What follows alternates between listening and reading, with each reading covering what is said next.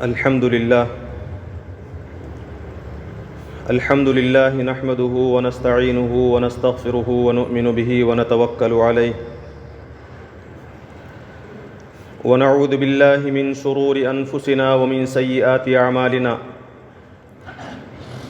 من يهده الله فلا مضل له ومن يضلله فلا هادي له ونشهد أن لا إله إلا الله وحده لا شريك له ونشهد أن سيدنا ومولانا محمدًا عبده ورسوله أرسله بالحق بشيرًا ونذيرًا وداعيًا إلى الله بإذنه وسراجًا منيرًا أما بعد فإن أصدق الحديث كتاب الله وخير الهدي هدي محمد صلى الله عليه وسلم وشر الأمور محدثاتها وكل محدثة بدعة وكل بدعة ضلالة وكل ضلالة في النار أعوذ بالله من الشيطان الرجيم بسم الله الرحمن الرحيم يا أيها الذين آمنوا شهادة بينكم إذا حضر أحدكم الموت حين الوصية اثنان ذوى عدل منكم صدق اللہ العظیم رب اشرح لی صدری ویسر لی امری واحلل عقدۃ من لسانی یفقہوا قولی سبحانک لا علم لنا الا ما علمتنا انک انت العلیم الحکیم۔ قابل احترام معزز بزرگوں اور عزیز نوجوان دوستوں اور بھائیوں،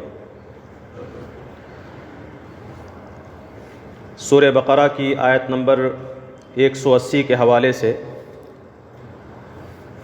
اور نبی کریم صلی اللہ علیہ وسلم کی احادیث کی تشریحات کی روشنی میں پچھلے 3 جمعوں سے آپ کے سامنے وصیت کی اہمیت اور اس کے مسائل پر گفتگو چل رہی ہے۔ انشاءاللہ اس سلسلے کی آخری کڑی کے طور پر کچھ اہم مسائل وصیت کے متعلق آپ کی خدمت میں رکھ کر انشاءاللہ اس گفتگو کا سلسلہ ختم کیا جائے گا۔ اصولی طور پر یہ باتیں آپ کے سامنے عرض کی گئی تھیں کہ اللہ تبارک و تعالیٰ نے ہر شخص کو اس بات کا اختیار دیا ہے کہ اپنے مال میں سے 1/3 مال غیر وارثوں میں سے کسی مستحق فرد کے حق میں یا پھر جس کے لیے وہ مناسب سمجھتا ہے اس کے حق میں وصیت کر جائے۔ اور یہ بھی اصول بتایا گیا تھا کہ ایک شخص کے انتقال کے بعد اس کے وارثوں میں سے جس فرد کا بھی حق اللہ تعالیٰ نے متعین فرما دیا ہے اس وارث کے حق میں وصیت نہیں کی جائے گی۔ اگر وصیت کی گئی تو اس وصیت کو نافذ نہیں کیا جائے گا الا کہ تمام وارثین راضی ہوں تو اس وصیت پر بھی عمل ہو سکتا ہے۔ اور اسی طرح یہ بھی اصول بتا دیا گیا تھا کہ انسان کے مال میں سے 1/3 مال تک تو وصیت کی اجازت ہے، 1/3 سے زائد جو 2/3 مال ہے وہ 2/3 مال وارثوں کا ہے۔ 1/3 سے زائد اگر کسی نے وصیت کی ہو تو اس وصیت پر بھی عمل نہیں ہوگا الا یہ کہ اس پر بھی وارثین راضی ہوں تو اس وصیت پر 1/3 سے زائد مال کی وصیت پر عمل کیا جا سکتا ہے۔ اب مختصراً یہ میں آپ کے سامنے رکھوں کہ اپنے مال میں سے ایک شخص غیر وارثوں میں سے کن کن لوگوں کے لیے وصیت کر سکتا ہے۔ اس سلسلے میں ایک بات اچھی طرح ذہن میں رکھیں کہ رشتہ داروں میں سے بعض رشتہ دار وہ ہوتے ہیں جنہیں لازماً وراثت میں حق ملتا ہے، لازمی طور سے وراثت میں حق ملتا ہے۔ مثال کے طور پر والدین ہیں، شوہر بیوی ہیں، اولاد ہے، تو ہر صورت میں ان کو مرنے والے کی وراثت میں حصہ ملے گا، چاہے کم یا چاہے زیادہ۔ البتہ بعض رشتہ دار ایسے ہوتے ہیں جنہیں بعض صورتوں میں تو وراثت ملتی ہے لیکن بعض صورتوں میں وراثت نہیں ملتی۔ مثال کے طور پر پوتا پوتی جو ہیں یہ اپنے دادا کی وراثت میں اس وقت حصہ پائیں گے جب ان کے باپ یا چاچا تایا کوئی موجود نہ ہو۔ اسی طرح مرنے والے کا باپ موجود نہ ہو، تو ایسی صورت میں پوتوں کو وراثت میں حق ملے گا۔ اگر بیٹا موجود ہے مرنے والے کا تو پھر ایسی صورت میں ان کے جو پوتے ہیں مرنے والے کے پوتے وہ وراثت سے محروم ہو جائیں۔ اسی طرح بھائی بہن کے سلسلے میں ہم دیکھیں، مرنے والے کا بیٹا موجود ہو، بیٹا موجود نہ ہو، پوتا بھی موجود نہ ہو اور باپ بھی موجود نہ ہو، مرنے والے کا باپ، تو ان صورتوں میں بھائی اور بہن کو وراثت میں حق ملتا ہے، مرنے والے کے بھائی بہن کو۔ لیکن مرنے والے کی اولاد موجود ہو یا بیٹا، باپ یا پوتا موجود ہو، اس صورت میں بھائی بہن کو وراثت میں حق نہیں ملتا۔ تو ان وارثوں میں سے جس وارث کو وراثت میں حق نہیں مل رہا ہے، اس وارث کے حق میں اگر کوئی شخص مرنے والا وصیت کرنا چاہے تو وصیت کر سکتا ہے۔ بھائی بہنوں کے حق میں وصیت کر سکتا ہے بشرطے کہ وہ وارث نہ بن رہے ہوں۔ اسی طرح پوتے اور پوتیوں کے حق میں وصیت کی جا سکتی ہے بشرطے کہ وہ وارث نہ بن رہے ہوں۔ نواسے نواسیوں کے حق میں وراثت وصیت کی جا سکتی ہے۔ داماد اور بہو کے حق میں وصیت کی جا سکتی ہے، خاص کر اس موقع پر جب کہ بہو بیوہ ہو، وہ محتاج ہے۔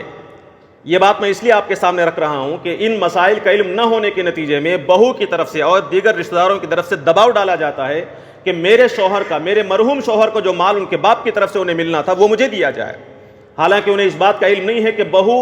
سسر کی وراثت میں حق نہیں پاتی۔ ایسی صورت میں سسر کی ذمہ داری یہ ہے کہ اس بہو کی جو یا تو بیوہ ہو یا پھر بیوہ نہ ہو، اپنی بہو کے لیے وصیت کرنا چاہے تو وصیت کر سکتا ہے،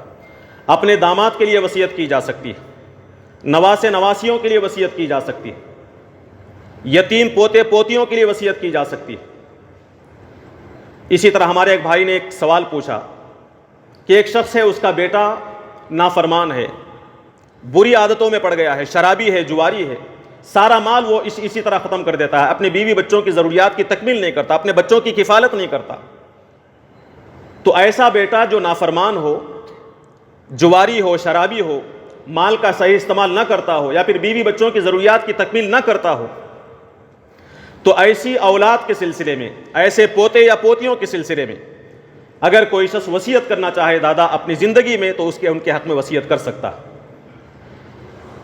اسی طرح منہ بولا بیٹا جسے متبنہ بنایا جاتا ہے، اڈاپٹ کیا جاتا ہے، یہ بھی اس وقت کا بہت بڑا مسئلہ ہے کہ جس شخص کو منہ بولا بیٹا بنایا گیا وہ وراثت میں دعویٰ کرتا ہے، اپنا حق مانگتا ہے، اور سوسائٹی یہ سمجھتی ہے کہ وہ بھی اپنے منہ بولے باپ کی وراثت میں حقدار ہے، حالانکہ منہ بولا بیٹا وراثت میں حقدار نہیں بنتا۔ ایسی صورت میں ایک شخص جس نے کسی کو اپنا بیٹا بنایا ہے، اسے اس بات کا اختیار ہے کہ اپنے مال میں سے 1/3 مال کے اندر یا اس سے کم تک کی وہ وصیت کرنا چاہے تو اپنے منہ بولے بیٹے کے حق میں وصیت کر سکتا ہے، اس بات کی اجازت۔ تو یہ وہ کچھ رشتہ دار ہیں جنہیں وراثت میں حق نہیں مل رہا ہے، تو ایسے وارثوں کے حق میں ایک شخص مرنے سے پہلے اپنی زندگی میں 1/3 سے مال سے کم میں وصیت کرنا چاہے تو وصیت کر سکتا ہے۔ وصیت کے سلسلے میں ایک دوسری بات ذہن میں رکھیں کہ وصیت کے اندر کسی بھی ناجائز بات کی وصیت نہیں کی جا سکتی۔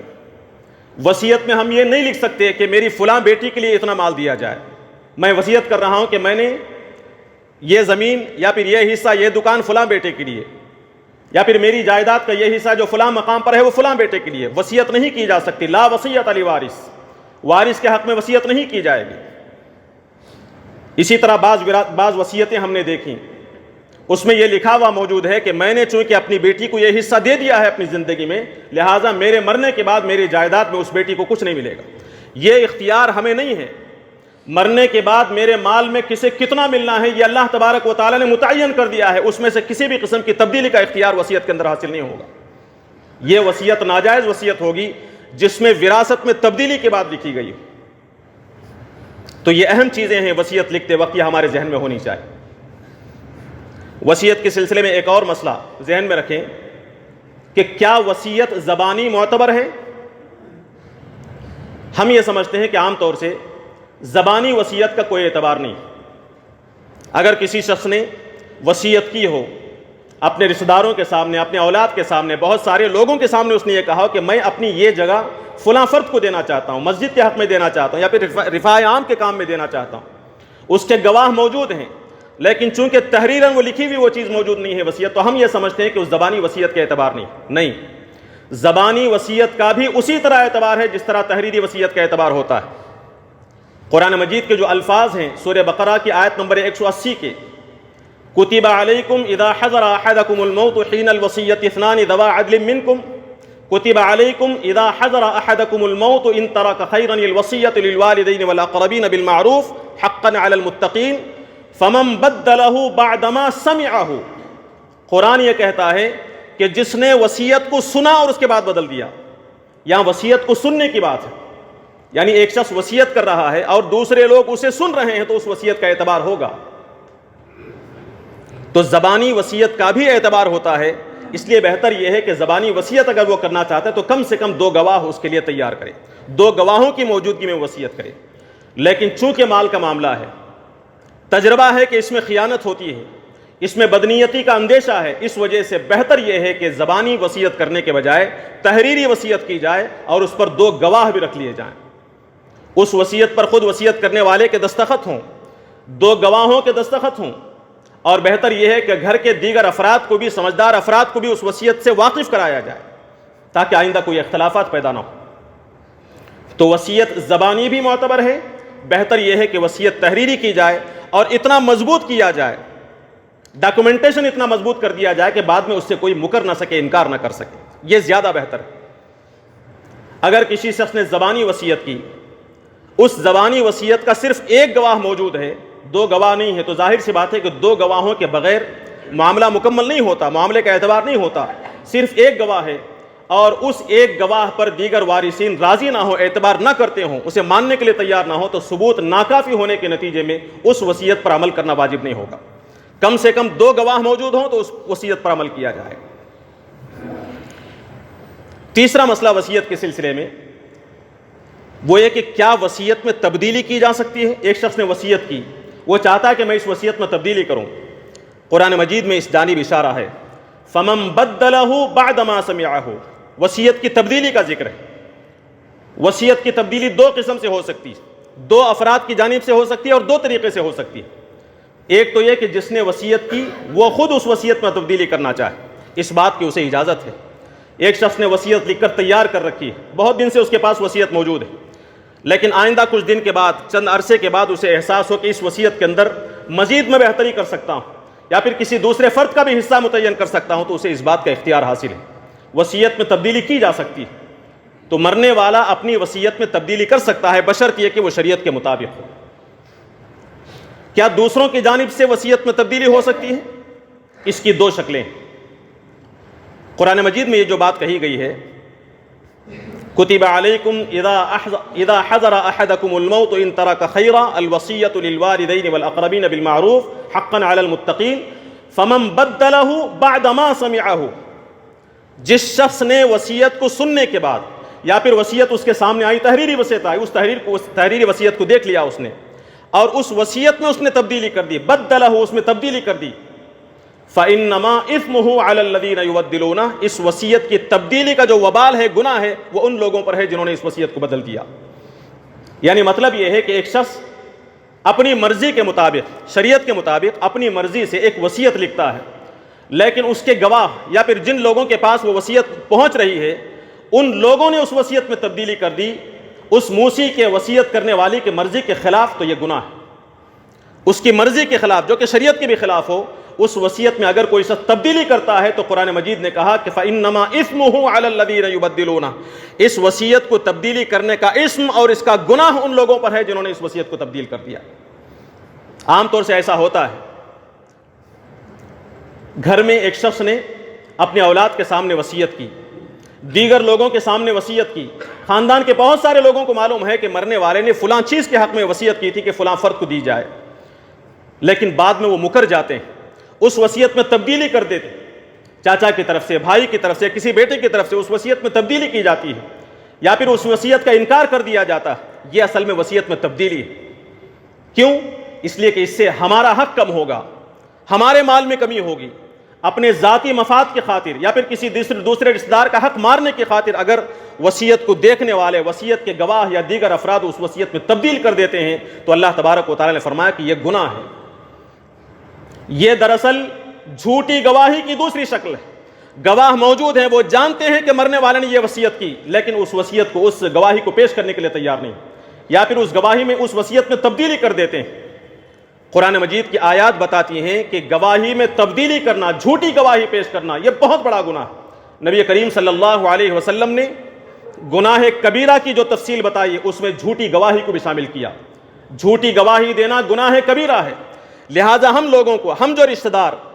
ہم یہ جانتے ہیں کہ ہمارے بزرگ نے، ہمارے باپ نے، ہمارے رشتہ دار نے، ہمارے دادا نے وصیت کی تھی اور وہ وہی وصیت ہے جو فلاں فلاں گواہ کہہ رہے ہیں، جانتے ہیں، جاننے کے باوجود اگر ہم اس میں تبدیلی کریں گے تو ہم جھوٹے گواہوں میں شمار ہوں گے۔ نبی کریم صلی اللہ علیہ وسلم نے فرمایا عُدِلَتْ شہادت الزور بالاشراک باللہ، جھوٹی گواہی کو اشراک باللہ یعنی اللہ تعالیٰ کے ساتھ شرک کرنے کے برابر قرار دیا گیا۔ یہ نبی کریم صلی اللہ علیہ وسلم کا فرمان ہے، ابو داؤد کی روایت۔ اس کے ساتھ اللہ کے نبی صلی اللہ علیہ وسلم نے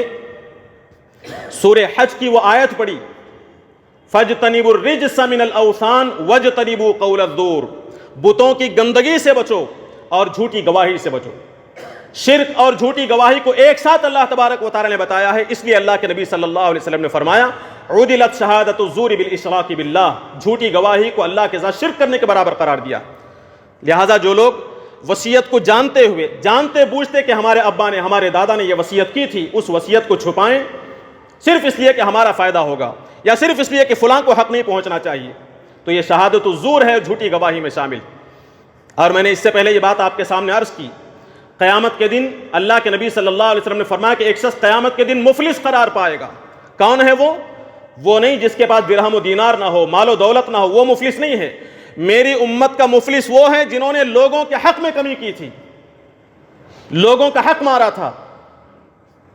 حقوق العباد میں کمی ہے۔ یا اگر ایک شخص اپنی جھوٹی گواہی کے نتیجے میں کسی کا حق مارتا ہے تو قیامت کے دن یہ مفلس شمار ہوگا۔ تو یہ جو تبدیلی ہے دوسروں کی طرف سے، گواہوں کی جانب سے یا پھر رشتہ داروں کی جانب سے، قرآن مجید میں اسے گناہ قرار دیا گیا۔ تو اس سے معلوم ہوتا ہے کہ وصیت کے کرنے والے کی وصیت میں جو شریعت کے مطابق ہو، اس وصیت میں تبدیلی کی کسی فرد کو اجازت نہیں۔ مرنے والے کی اپنی مرضی کے مطابق جو وصیت ہوگی قرآن سنت کی روشنی میں، 1/3 کے اندر اس وصیت پر تبدیلی کا کسی کو اختیار نہیں۔ ہاں، اگر اس وصیت کے اندر کوئی غیر شرعی چیز ہو، اس وصیت میں اگر کوئی گناہ ہو، وصیت کرنے والے نے لا علمی میں، نادانستہ طور پر یا پھر جانتے بوجھتے کوئی گناہ کیا، اس وصیت میں کسی غیر شرعی چیز کو شامل کر دیا کہ فلاں وارث کو اتنا دیا جائے، یا پھر کسی وارث کے حق میں وصیت کر دی، تو قرآن مجید نے فرمایا فَمَنْ خَافَ مِن مُوصٍ جَنَفًا أَوْ إِثْمًا، جو شخص وصیت کرنے والے سے نادانستہ غلطی کا خوف کرے، یعنی اس کی وصیت کے اندر کچھ غلطی ہوگی جو عمدن نہیں ہوئی، سہون ہوئی ہے، او اسمن یا پھر دانستہ کوئی غلطی ہوئی ہے، تو ایسی صورت میں اس غلطی کو دیکھنے والوں کی ذمہ داری یہ ہے کہ اس کی اصلاح کریں، اس وصیت کو بدلیں، اس میں تبدیلی کریں۔ فَأَصْلَحَ بَيْنَهُمْ، جس شخص نے اس میں غلطی کو دیکھ کر اس کی اصلاح کر دی، وارثوں کے درمیان صلح کر دی یا پھر اس وصیت کے اندر تبدیلی کر دی، اس خرابی کی اصلاح کر دی، فَلَا إِثْمَ عَلَيْهِ، ایسے فرد کو جو اس وصیت میں تبدیلی کر رہا ہے اس پر کوئی گناہ نہیں ہے۔ کیوں؟ اس لیے کہ یہ تبدیلی غلطی نہیں ہے بلکہ غلطی کی اصلاح ہے۔ تو معلوم یہ ہوا کہ وصیت کرنے والے نے اگر خلاف شریعت کوئی وصیت کی ہو تو اس وصیت کو بدلنا چاہیے۔ اس وصیت کو بدلنے والا گنہگار تو دور کی بات، وہ تو ثواب کو مستحق ہوگا۔ کیوں؟ اس لیے کہ ظاہر سی بات ہے کہ وصیت میں جو غلطی ہوئی ہے اس غلطی کے نتیجے میں کسی وارث کا حق مارا جا رہا ہوگا، کسی مستحق کا حق مارا جا رہا ہوگا، تو اسے حق دلانے کے لیے، اس وارث کو اس کے حق کو پہنچانے کے لیے اس وصیت کے اندر اصلاح کی جاتی ہے، تو اس پر کوئی گناہ نہیں ہے۔ ایسا فرد اللہ تبارک و تعالیٰ کے نزدیک ثواب کا مستحق ہوگا۔ تو رشتہ داروں میں، گواہوں میں، بلکہ یہاں تک کہ ایسی وصیت کو جو کہ غلط وصیت ہو، جس میں گناہ شامل ہو، اس وصیت کو بدلنے کا اختیار امت مسلمہ کے تمام افراد کو ہے۔ امت مسلمہ کا ہر فرد جسے بھی اس بات کا علم ہو کہ یہ وصیت غلط ہے، مرنے والے نے ٹھیک وصیت نہیں کی ہے، تو امت مسلمہ کے تمام افراد کی ذمہ داری یہ ہے، جس فرد کے بھی علم میں آئے اس کی ذمہ داری یہ ہے کہ اس وصیت کی اصلاح کی کوشش کرے، اصلاح کے طریقے سے سمجھائے، وارثوں کو سمجھائے، یا پھر وصیت کرنے والا موجود ہو تو اسے سمجھائے کہ شریعت کے مطابق وصیت کس طرح کی جاتی ہے اور اس میں کیا غلطی ہے، اس وصیت کو تبدیل کرنے کی، بدلنے کی کوشش کرے، اور وارثوں کی ذمہ داری یہ ہے کہ اس وصیت کو قبول کریں۔ تو اس سے معلوم ہوتا ہے، ایک اور بات جو اس سے معلوم ہوتی ہے وہ یہ کہ ایک شخص اپنے مال میں اپنی مرضی سے اگر کوئی وصیت کرتا ہے تو وہ وصیت بھی اسی وقت قابل قبول ہوگی جب وہ وصیت شریعت کے بھی مطابق ہو. ورنہ میں اپنے مال میں اپنی مرضی کے مطابق کوئی وصیت کروں لیکن وہ وصیت شریعت کے مطابق نہ ہو تو پھر یہاں میری مرضی نافذ نہیں ہو سکتی, میری مرضی نہیں چل سکتی, وہاں شریعت پر عمل کیا جائے گا. اس سے پہلے جیسا کہ میں نے کہا اسلامی حکومت ہو تو اسلامی حکومت وہاں دخل دے گی اور اس وصیت میں تبدیلی کرے گی. دیگر افراد موجود ہوں تو وہ دخل اندازی کریں اور اس میں تبدیلی پیدا کرنے کی کوشش کریں اپنی استطاعت کے بقدر. بہرحال ایک شخص کو اپنے مال میں شریعت کے خلاف اپنی مرضی استعمال کرنے کی اجازت نہیں ہے. یہ اہم ترین اصول اس سے معلوم ہوتا ہے. اسی طرح ایک اور بات وصیت کے سلسلے میں, وارثوں کے پاس جب وصیت پہنچتی تو ان کی ذمہ داری کیا ہے؟ جب وارثوں کو معلوم ہو کہ اس وصیت کے اندر کوئی خرابی ہے تو ان کی پہلی ذمہ داری یہ ہے کہ اس وصیت کی خرابی کو دور کریں, یہ دیکھ کر کہ اس غلط وصیت میں میرا فائدہ ہے یا پھر فلاں کو زیادہ پہنچنے والا ہے. اس صورت میں یہ چیز دیکھ کر اگر وہ خاموشی اختیار کرے گا,